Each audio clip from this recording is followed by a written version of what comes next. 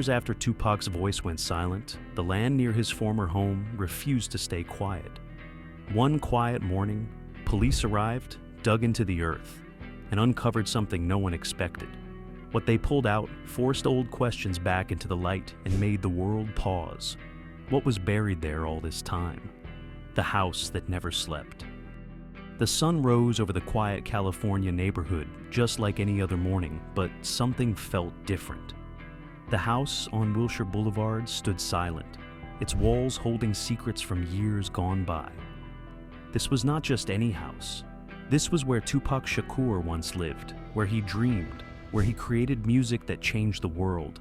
Now, more than 2 decades after his death, the property was about to reveal something nobody expected. Neighbors had always felt strange energy around the place. Some said they heard music playing late at night when no one was home. Others claimed to see shadows moving behind windows that had been dark for years.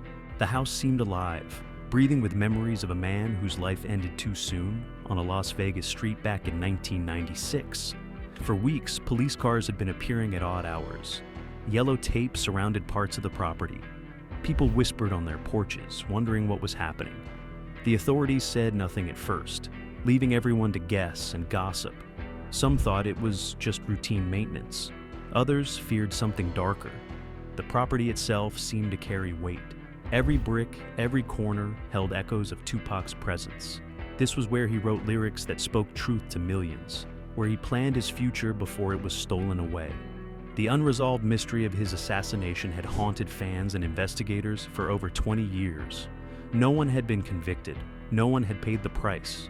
The case remained cold, frozen in time, like the house itself. Then came the day when neighbors noticed something unusual. Ground-penetrating radar equipment arrived. Specialists in dark uniforms walked the property with serious faces. They moved slowly, carefully, scanning the earth beneath their feet. Whatever they were looking for was underground, hidden from view, buried beneath years of silence. An elderly woman who lived 3 doors down remembered Tupac as a young man full of life and energy.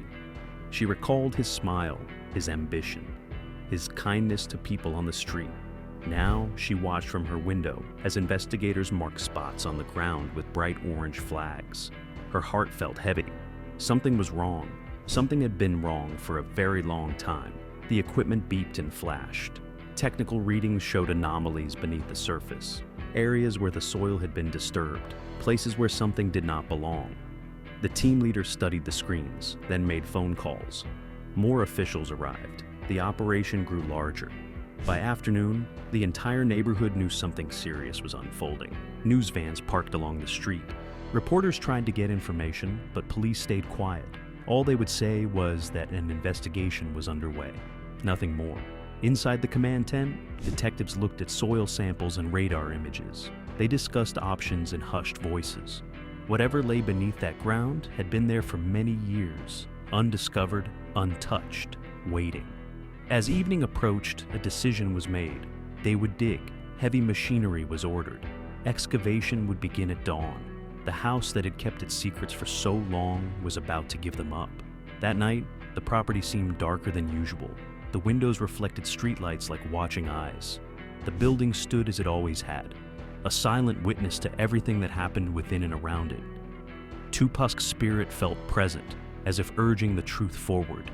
The dig that changed everything. Dawn broke with an orange glow across the California sky. Heavy trucks rolled down the residential street, their engines rumbling loud enough to wake anyone still sleeping. Neighbors stepped onto their porches, coffee cups in hand, watching as the excavation team prepared for something unprecedented.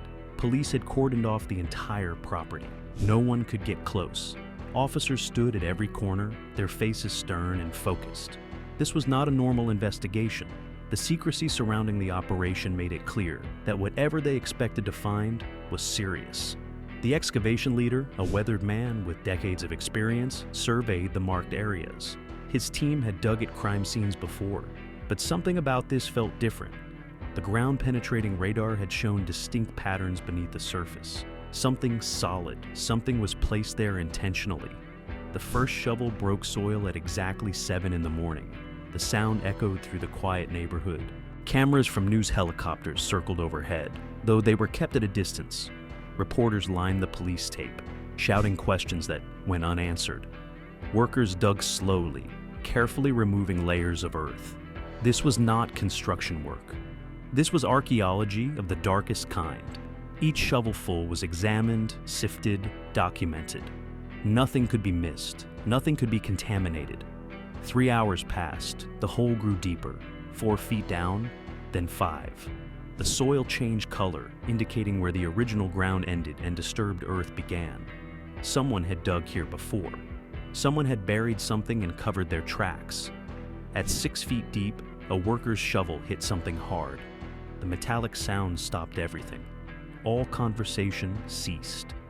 The excavation leader jumped into the pit, brushing soil away with gloved hands. Other officers gathered around the edge, peering down. What emerged from the darkness made everyone freeze. A metal container, rusted but intact, large enough to hold something significant, old enough to have been there for many years. The team leader looked up at the detective in charge, and their eyes met with understanding. This was no accident. Carefully, they lifted the container from its grave. It was heavy, sealed tight. Soil clung to its surface like the earth did not want to let go. They placed it on a plastic sheet, and everyone gathered around. The moment felt surreal, like opening a time capsule that should never have existed.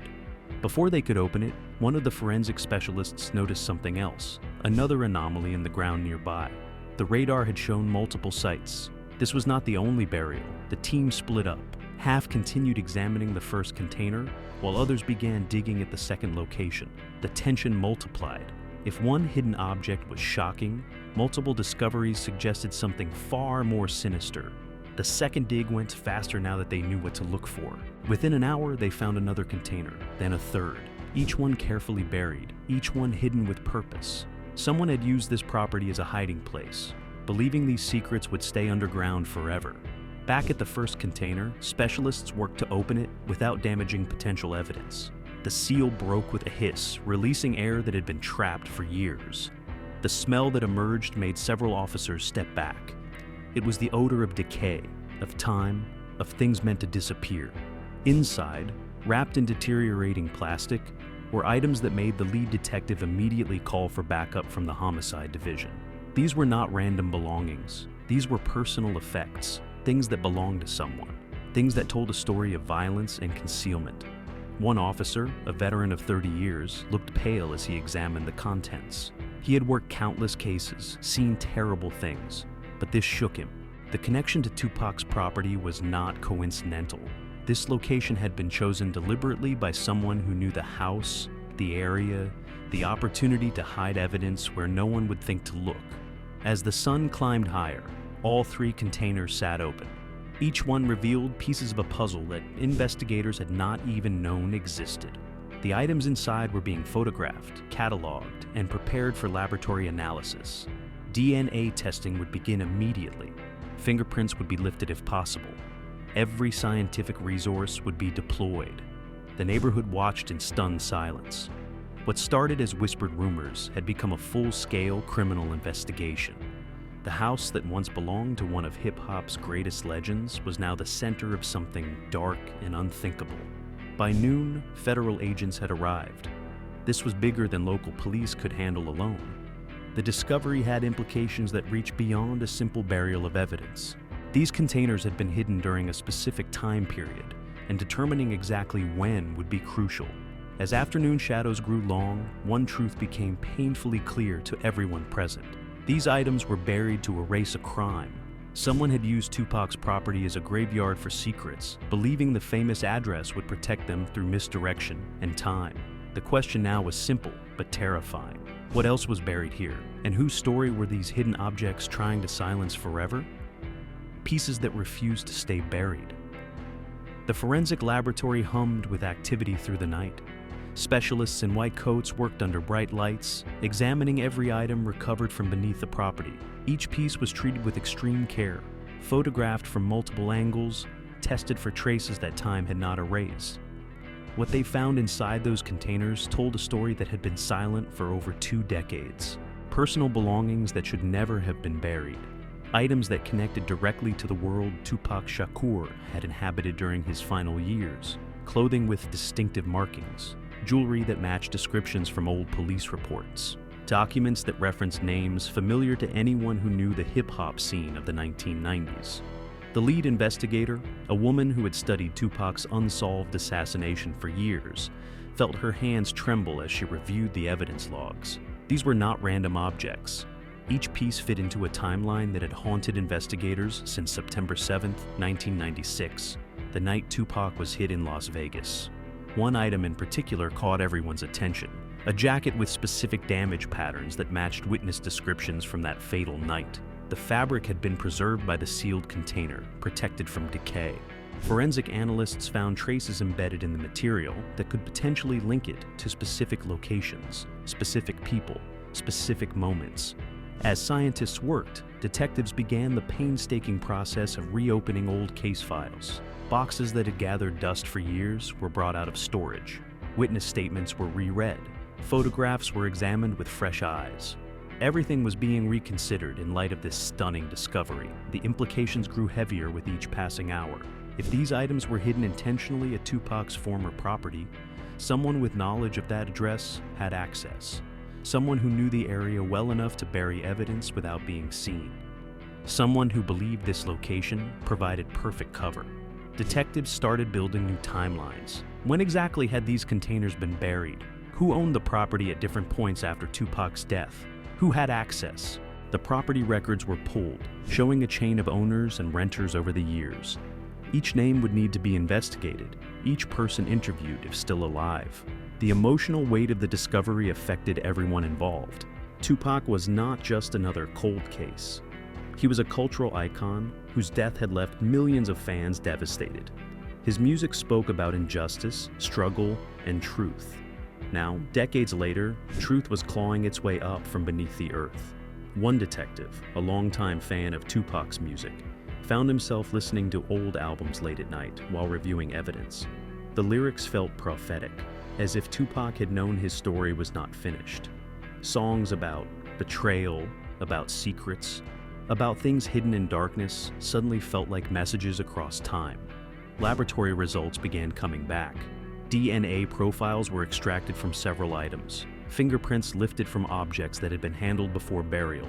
These biological signatures were run through databases, compared against samples from people connected to Tupac's life and death. When the first match came back, the room went silent. A name appeared on the screen that investigators recognized immediately.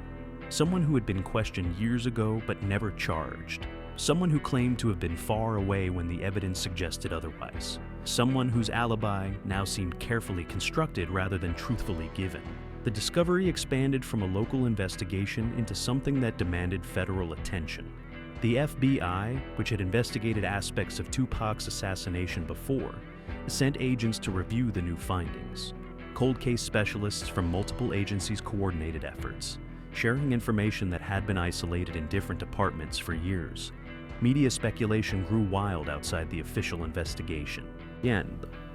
News outlets reported that major developments were occurring, though police refused to confirm details.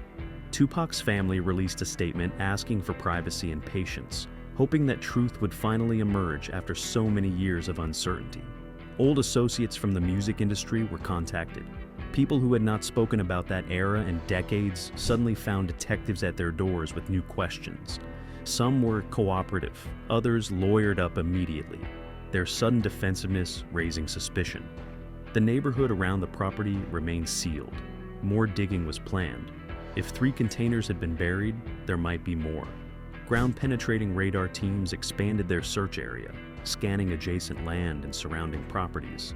Each day brought new revelations.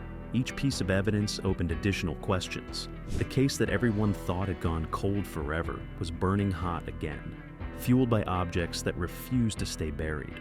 Old secrets, new fears. The news spread like wildfire through communities that had connections to Tupac's world.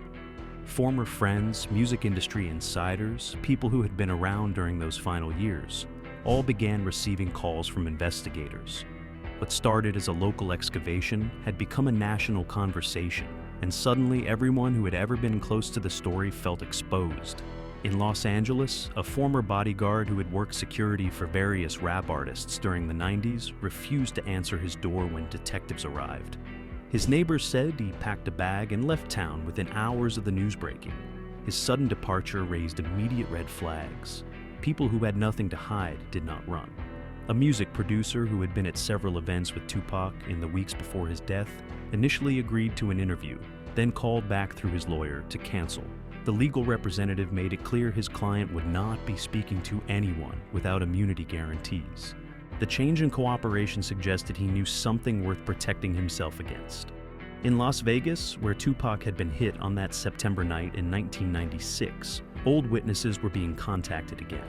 Some had given statements back then that now seemed incomplete or deliberately vague. When asked to clarify details in light of the new discovery, several suddenly could not remember things they had described clearly years ago. One woman, who had been at the Mike Tyson fight that Tupac attended hours before the shooting, became nervous when detectives mentioned the buried containers. She claimed her memory was foggy, that too much time had passed, but her hands shook as she spoke, and her eyes would not meet theirs. Fear was written across her face. The resistance came from unexpected directions. A retired police officer who had worked the original investigation suddenly refused to discuss his old case notes. When pressed, he mentioned concerns about his penchant and walked away. His reluctance suggested he knew his original work might not withstand new scrutiny. Former record label executives who had built empires in the 90s hip-hop scene went silent. Phone calls went unreturned. Assistants claimed their bosses were traveling, unavailable, too busy to comment. The wall of silence felt coordinated, as if people were communicating with each other, agreeing on a strategy of non-cooperation. Social media exploded with theories and speculation. Tupac fans who had spent decades analyzing every detail of his death felt vindicated that new evidence had emerged. But they also sensed danger. Anonymous accounts posted warnings, suggesting that digging into this case was risky, that powerful people had reasons to keep the truth buried. One investigative journalist who had written extensively about Tupac's unsolved assassination received a threatening message. It was vague but menacing, warning her to stop asking questions about the property discovery. She reported it to police, but the message had come from an untraceable source. Someone was watching, someone was worried. In the forensic laboratory, scientists working on the evidence found their progress mysteriously slowed. Certain test results that should have taken days were delayed for weeks. Equipment malfunctioned at crucial moments. One specialist privately told investigators she felt the delays were not accidental, though she could not prove interference. Federal agents who joined the investigation noticed unusual patterns in how information was flowing. Details that should have remained confidential appeared in media reports before official announcements. Someone inside the system was leaking either to warn certain people or to control the narrative. The lead detective began receiving pressure from above. Superiors who initially supported the investigation started asking about costs, timelines, and whether resources might be better used elsewhere. The sudden concern about budget felt like coded language for backing off. Former gang members who had been active in Los Angeles during the East Coast versus West Coast hip-hop rivalry of the 90s were particularly nervous. Some had left that life behind, built legitimate businesses, started families. Now they worried that old associations would destroy everything they had worked to create. Several hired lawyers preemptively. A retired FBI agent who had investigated organized crime connections to the music industry in the 90s agreed to speak off the record. He explained that certain elements of Tupac's case had always felt untouchable, as if invisible hands were steering the investigation away from specific conclusions. He suggested that powerful interests in both the music business and street organizations had reasons to keep certain truths hidden. The public began to realize this was not just about solving a celebrity assassination. The buried containers represented something larger, something that connected to money, power, and secrets that reached into corners people did not want exposed. Tupac's death had never been just about one man. It was tied to rivalries that made millions of dollars, to territorial disputes that had claimed many lives, to a culture of silence enforced through fear.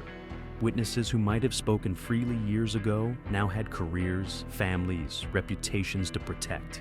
The passage of time had given them things to lose. Speaking truth could cost them everything they had built in the decades since Tupac's death. Inside the investigation headquarters, a board filled with photographs, timelines, and connections covered an entire wall. Red strings linked names to events to locations to evidence. The web grew more complex daily. Every new piece of information revealed 10 more questions. As investigators worked late into another night, they understood something troubling. The resistance they faced was not random. It was organized, strategic, and backed by resources. Someone, or multiple someones, had invested heavily in keeping these secrets buried. The containers pulled from the ground had done more than provide evidence.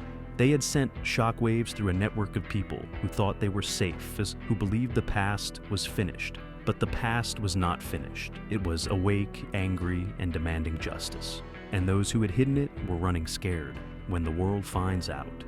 The press conference was scheduled for 2 o'clock on a Tuesday afternoon. By noon, every major news network had cameras positioned outside the police headquarters.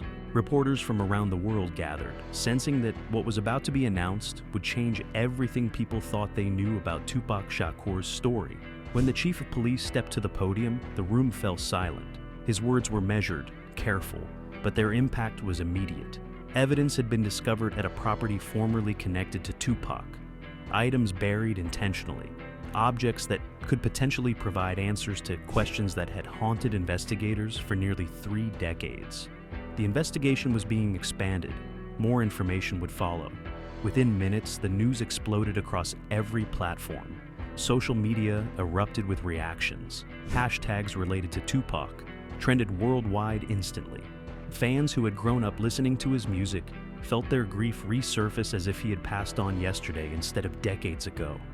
In streets across America, people stopped what they were doing to watch the coverage. Barbershops went quiet as customers stared at television screens. Coffee shops filled with whispered conversations. College campuses saw students gathering around phones, sharing the news with disbelief written across their faces. Tupac's mother, Tupac Shakur, had passed away years earlier without seeing her son's assassination solved. Now, fans mourned her absence doubly, wishing she could have lived to see this moment. The pain of unresolved loss came flooding back for millions who had loved Tupac's music and message. Documentary filmmakers who had explored Tupac's life and death scrambled to update their work. Podcasts dedicated to unsolved mysteries immediately planned emergency episodes. In Las Vegas, where Tupac had been hit on the Strip back in 1996, people gathered at the intersection where it happened. They laid flowers, lit candles, played his music through portable speakers. The memorial site that had grown quiet over the years suddenly filled with mourners again. Hip-hop artists, both legends from Tupac's era and younger musicians who had been influenced by his work, posted tributes online. Many expressed shock that new evidence existed. Others spoke about justice delayed but not denied. Several mentioned feeling angry that it took so long for truth to emerge. The discovery forced uncomfortable questions. If evidence had been buried at Tupac's property, who else knew? How many people had stayed silent? What other information might still be hidden? The music industry faced scrutiny about what had been ignored or covered up during those violent years. Television programs interrupted regular broadcasting to discuss the implications.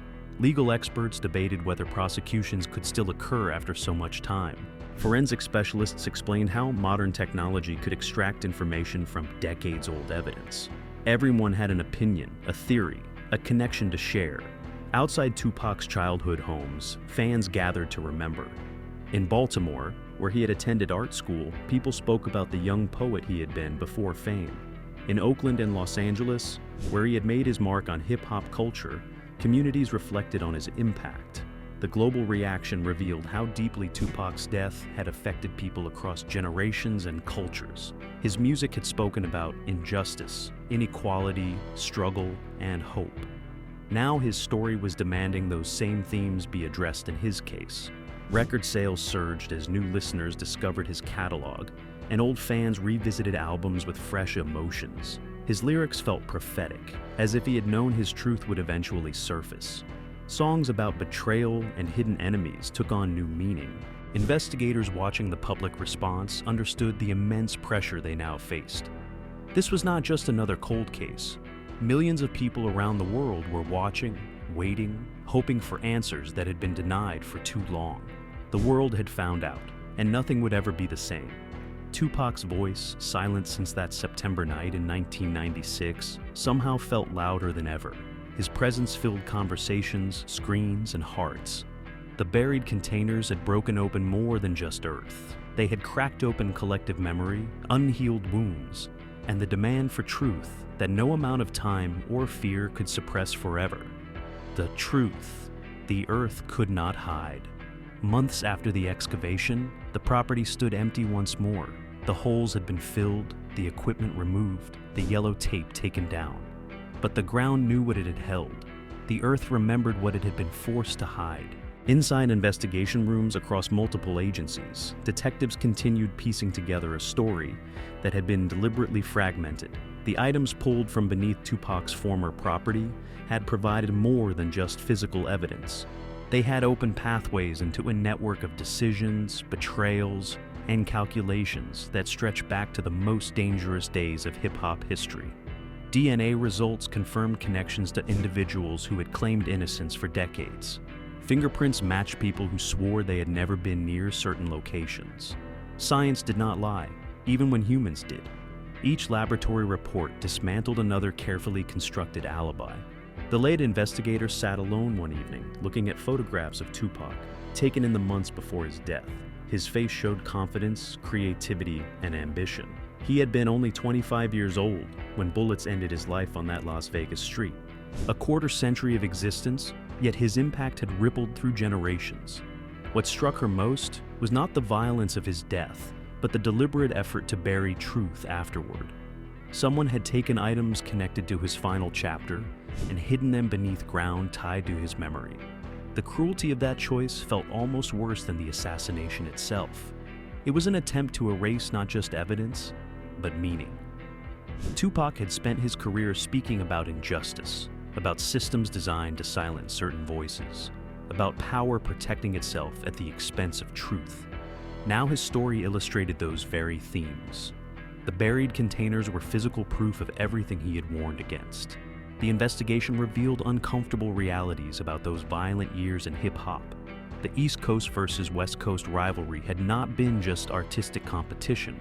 Money, territory, ego, and genuine danger had mixed into something lethal. Multiple deaths, not just Tupac's, connected to that era in ways that had never been fully examined. Some questions found answers, others remained frustratingly open.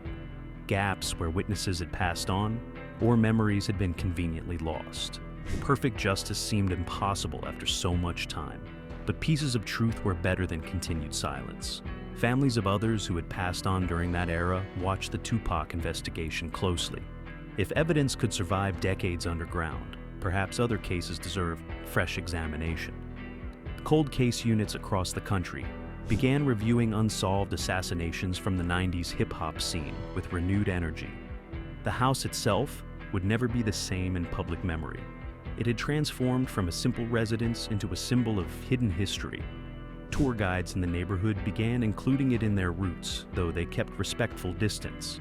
The property represented something larger than one building could contain. Tupac's music experienced resurgence among young listeners who had not been alive during his lifetime. His lyrics spoke to struggles that remained relevant, injustices that persisted, dreams that still felt necessary. The discovery of buried evidence somehow made his artistic message more powerful, not less. One detective who had worked the original case in 1996 retired shortly after the new evidence emerged. In his final interview, he admitted the investigation back then had faced pressures he did not fully understand at the time. Resources had been pulled. Certain leads had been discouraged. He had always suspected the truth was being managed, not discovered. The containers pulled from the earth had done what Tupac's voice had always done. They forced confrontation with uncomfortable realities. They demanded acknowledgement of what people wanted to ignore. They insisted that silence was not the same as resolution. As the investigation continued, those involved understood they were not just solving a crime. They were honoring a voice that had been violently silenced but never truly erased. Tupac's words lived in millions of hearts. His music played in countless homes. His ideas influenced movements for justice and change. The ground had held secrets, but the ground was patient. It waits. It preserves. And eventually, When the time comes, it releases what it was forced to hide.